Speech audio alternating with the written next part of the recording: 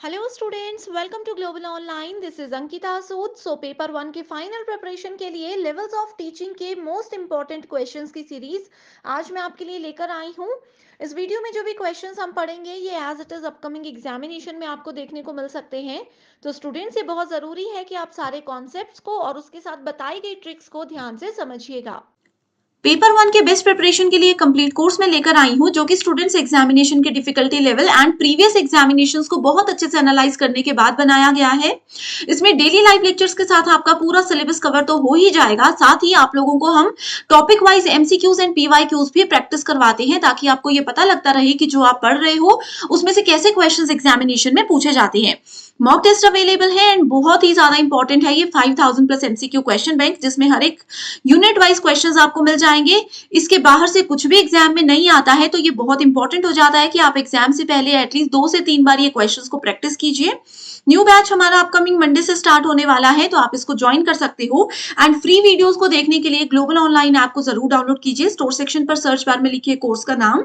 जैसे ही आप कंटेंट पर जाते हो, आपके सामने कुछ फ्री वीडियोस आ जाएंगी, मेरे सेपरेट कंप्लीट कोर्सेज आ जाएंगे, जिसके लिए जो कि एग्जाम के लिए काफी है। इसके बाहर से ना आपको कोई बुक लेने की जरूरत है, ना आपको कोई एक्स्ट्रा मॉक टेस्ट के लिए पे करने की जरूरत है। इस कोर्स के बाहर से कुछ भी एग्जाम में नहीं आता है। लास्ट ईयर भी बहुत से बच्चों ने सिर्फ इसी से पढ़ाई करके अपने एग्जामिनेशन को बहुत अच्छे स्कोर से क्वालिफाई किया था। पीवाईक्यूज आप देख सकते हो, पीडीएफ एंड वीडियो सॉल्यूशन आपको मिल जाते हैं। इसमें आपके स्टेट के साथ साथ बाकी के स्टेट्स के जो क्वेश्चन पेपर्स हैं वो भी आपको मिल जाएंगे, ताकि आप लोगों की बहुत अच्छे से प्रैक्टिस भी होती रहे। आप सभी स्टूडेंट्स इस कोर्स को ज्वाइन करने के लिए बस गिवन नंबर्स पर व्हाट्सएप के जरिए कांटेक्ट कर सकते हैं। विच of the following is the highest level of teaching? आपसे यहाँ पर शिक्षण का उच्चतम स्तर पूछा गया है।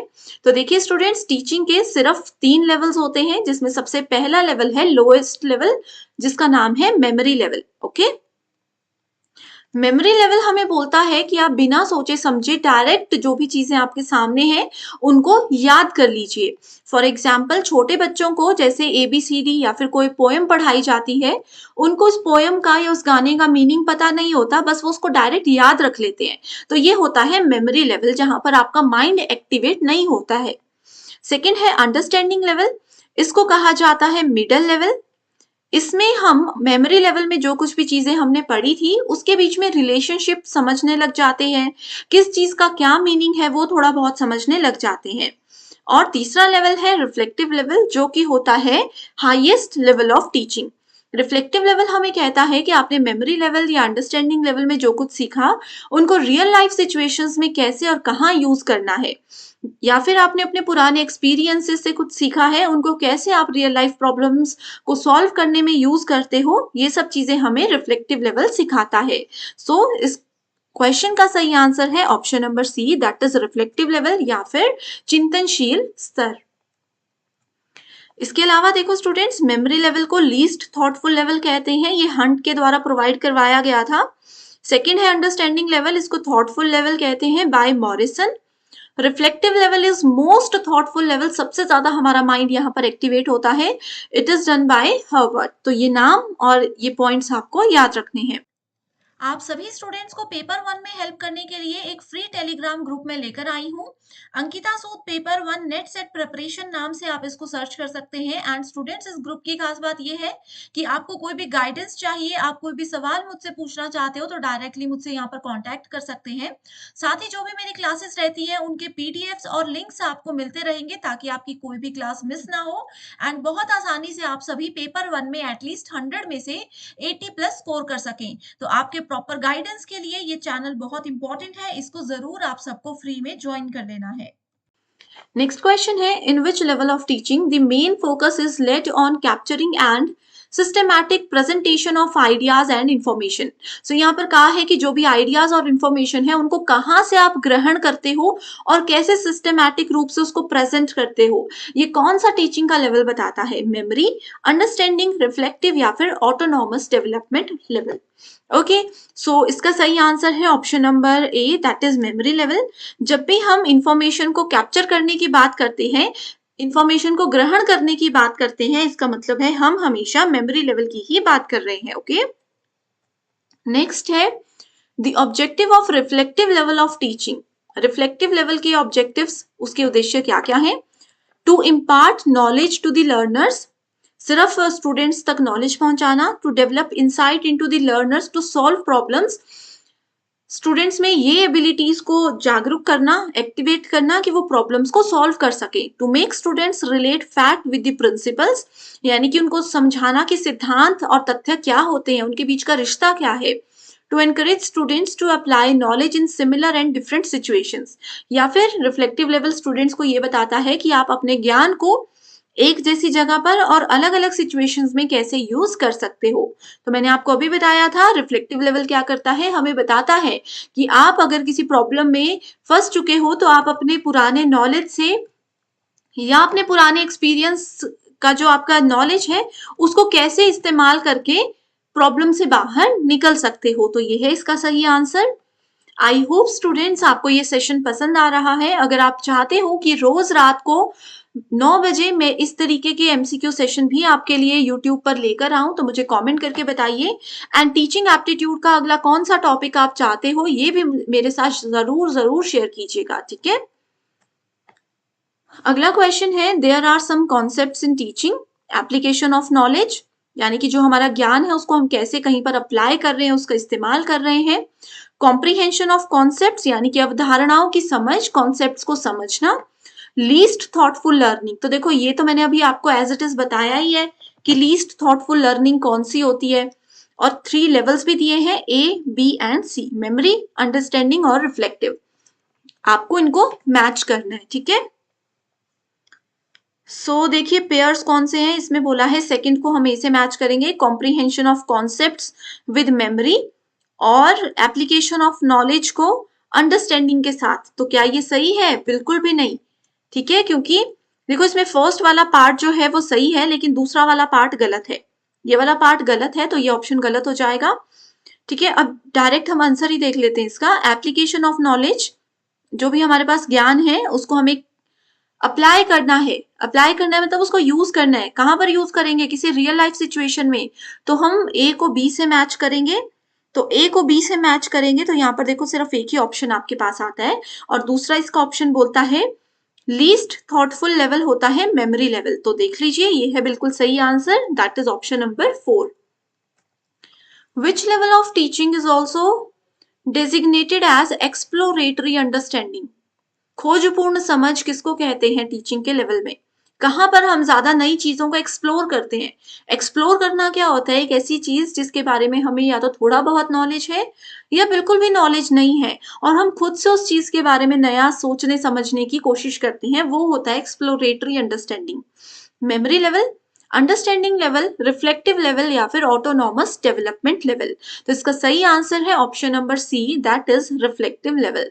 ये हमें बताता है कि जो नॉलेज आपके पास है उसको आप कैसे थोड़ा सा मॉडिफाई करके रियल लाइफ सिचुएशंस में यूज कर सकते हो। ज्यादातर क्वेश्चंस जो है वो रिफ्लेक्टिव लेवल में से ही एग्जाम में आते हैं, ठीक है। एंड ये जितने भी क्वेश्चंस हैं ये यूजीसी नेट के ऐसे क्वेश्चंस हैं जो बार बार एग्जाम में पूछे गए हैं एज इट इज। नेक्स्ट है मैच द फॉलोइंग का, स्वायत्त विकास स्तर, मेमोरी लेवल, समझ स्तर और परावर्तक स्तर, ठीक है। यहाँ पर देखते हैं इसको। So it is problem centered and requires on the part of learner more active participation, more imagination and creativeness. Okay. ये देखो यहीं पर पता चल जाएगा आप लोगों को, बहुत आसान है। Lay stress on importance of students feeling and minimising the value of hard thinking. कौन सा लेवल ऐसा है जो स्टूडेंट्स को बोलता है कि आपका जो हार्ड थिंकिंग है, बहुत दिमाग पर जोर नहीं डालना है, हार्ड थिंकिंग को कंट्रोल करता है, ये होता है आपका ऑटोनॉमस डेवलपमेंट मॉडल, ठीक है। तो थोड़ा सा आइडिया आप यहाँ से ले सकते हो। इसके बाद it is comparatively thoughtless. Thoughtless model हमारे पास कौन सा होता है? ये होता है मेमोरी लेवल। सो बी को अगर आप थर्ड से मैच करोगे, बी को थर्ड से मैच करते ही आपको यहां से आंसर मिल जाता, that is option number 3। Okay, under memory level, thoughtless level यहाँ पर डायरेक्ट कीवर्ड दिया गया है। Understanding level goes with it emphasises on relationship between principle. मैंने आपको बताया था ना, मेमोरी लेवल में जैसे बच्चों को एबीसी सिखाया जा रहा है, अंडरस्टैंडिंग लेवल हमें बताता है कि एबीसी का एक्चुअल मीनिंग क्या है, क्या इनके बीच में रिश्ता है, क्यों इनको यूज किया जाता है, ठीक है। एंड रिफ्लेक्टिव लेवल हमें बोलता है ये प्रॉब्लम सेंटर्ड होता है, कभी भी प्रॉब्लम टर्म आती है तो गो फॉर रिफ्लेक्टिव लेवल। तो बहुत आसान क्वेश्चन था। Next is Which of the following is true about understanding level of teaching? Understanding level of teaching क्या बोलती है? Factual information हमें देती है, teaching to comprehend and concept, teaching to explore the field of knowledge, teaching to develop rational thinking। तो इसका सही answer है कि हमें क्या करता है, कॉन्सेप्ट्स को समझाने में ये मदद करता है। मेमोरी लेवल में एबीसीडी रट्टा मार के सिखा दिया, उसकी समझ हमें कौन देता है, उन कॉन्सेप्ट को कॉम्प्रीहेंड करना, ठीक है, उनको समझना, अवधारणाओं को हमें सिखाता है अंडरस्टैंडिंग लेवल। नेक्स्ट है अरेंज दी, ये बहुत इंपॉर्टेंट क्वेश्चन है।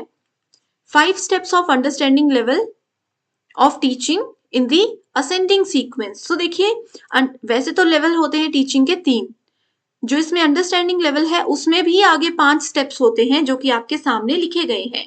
ये 5 स्टेप्स कौन कौन से हैं, इनको अरेंज करना है। तो याद रखिए, बहुत आसान तरीका बताती हूं। सबसे पहले हम किसी चीज को एक्सप्लोर करते हैं। अब देखो, अंडरस्टैंडिंग लेवल में मतलब हमें कुछ समझना है। अब समझने की जरूरत उन चीजों को होती है जो हमें बिल्कुल भी नहीं मालूम है। तो जिस चीज के बारे में हमें बिल्कुल भी नॉलेज नहीं है, तो उस चीज को पहले हम एक्सप्लोर करेंगे। तो अगर आपको ये चीज समझ आ गई तो आपको आंसर इजीली मिल जाएगा। देखो, सबसे पहले ई ऑप्शन यहाँ पर ही है, तो ये मिल गया आपको आंसर।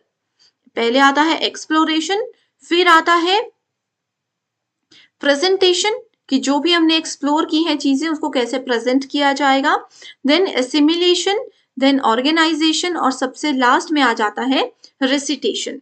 तो स्टूडेंट्स, इस क्वेश्चन में अगर आप चाहते हो कि ये जितने भी पॉइंट्स हैं इनको मैं डिटेल में डिस्कस करूं, तो मुझे बता दीजिए कमेंट करके, मैं डिटेल में एक सेपरेट वीडियो इसके ऊपर लेकर आऊंगी। नेक्स्ट इज, ये देखो सेम क्वेश्चन है, अलग तरीके से पूछा गया। यहाँ पे मॉरिसन के स्टेजेस ऑफ टीचिंग को अरेंज करने को बोला है। सेम क्वेश्चन है, बस तरीका अलग है, तो आंसर वही होगा, exploration, presentation, recitation, assimilation and then we have organisation. So इस क्वेश्चन का सही आंसर है option number 3। Hindi medium students, यहाँ पर थोड़ा सा ट्रांसलेशन में गलती हो गई है मुझसे, आप लोग हिंदी ट्रांसलेशन यहाँ से ही नोट कर लीजिएगा, ठीक है। ये है सही आंसर, इस अकॉर्डिंग नोट कर लीजिए, यहाँ पर थोड़ा सा गड़बड़ है। ओके, तो सही आंसर है option number 3। Which of the following are the features of reflective level of teaching. तो मैंने आपको कहा था रिफ्लेक्टिव से बहुत क्वेश्चंस आते हैं। तो इसके फीचर्स है, students learn by understanding the facts and information, teaching is nothing but learning this subject by rote. तो देखो, रोट का मतलब है रट्टा मारना, इसमें बोला जा रहा है कि बच्चे और किसी तरीके से नहीं, बस रट्टा मारने से सीखते हैं। तो ये भी बिल्कुल गलत है अंडरस्टैंडिंग रिफ्लेक्टिव लेवल में। ये वाला आपका अंडरस्टैंडिंग लेवल का स्टेटमेंट है, तो ये भी यहाँ पर गलत हो जाएगा। Development of problem solving abilities, बिल्कुल सही। The students original thinking and creative abilities, so yes, reflective level एक student की जो thinking abilities है उसको enhance करने में, उसको boost up करने में help करता है। The pupils are kept in strict discipline and cramming, फिर यहाँ पर cramming यानी कि रट्टा मारने की बात आ गई, तो ये memory level में होता है, ठीक है। rote learning, ये वाली जो statement है ये आपकी memory level में होती है। तो देखोगे सही आंसर है C and D, that is option number 4. The reflective level of teaching is teacher-centered, subject-centered but not learner-centered. तो reflective level हमारे पास हमेशा learner-centered होता है। तो इसमें ना तो teacher-centered होगा, ना subject-centered होगा, ये सिर्फ और सिर्फ learner-centered होगा कि learner पर डिपेंड करता है कि वो किस लेवल तक चीजों को सीख रहे हैं, कितना ज्यादा वो किसी चीज को एक्सप्लोर कर सकते हैं, कितना ज्यादा उन्होंने समझी है उस पर्टिकुलर सिचुएशन को, और कैसे वो रियल लाइफ प्रॉब्लम में उसको इस्तेमाल करते हैं। तो ये सब चीजें पर्सन टू पर्सन या फिर लर्नर टू लर्नर वेरी करती हैं। तो सही आंसर है option number 4। I hope students ये जितने भी क्वेश्चंस आज हमने डिस्कस किए हैं सभी आप लोग अच्छे से समझ चुके हो। अभी भी अगर कोई डाउट है, कोई भी कंफ्यूजन है तो कमेंट करके ज़रूर बताइए एंड चाहते हो कि इस सेशन को कंटिन्यू करूं तो भी मुझे आप ज़रूर अपने फीडबैक दे दीजिएगा। So thank you so much and I wish you all the very best.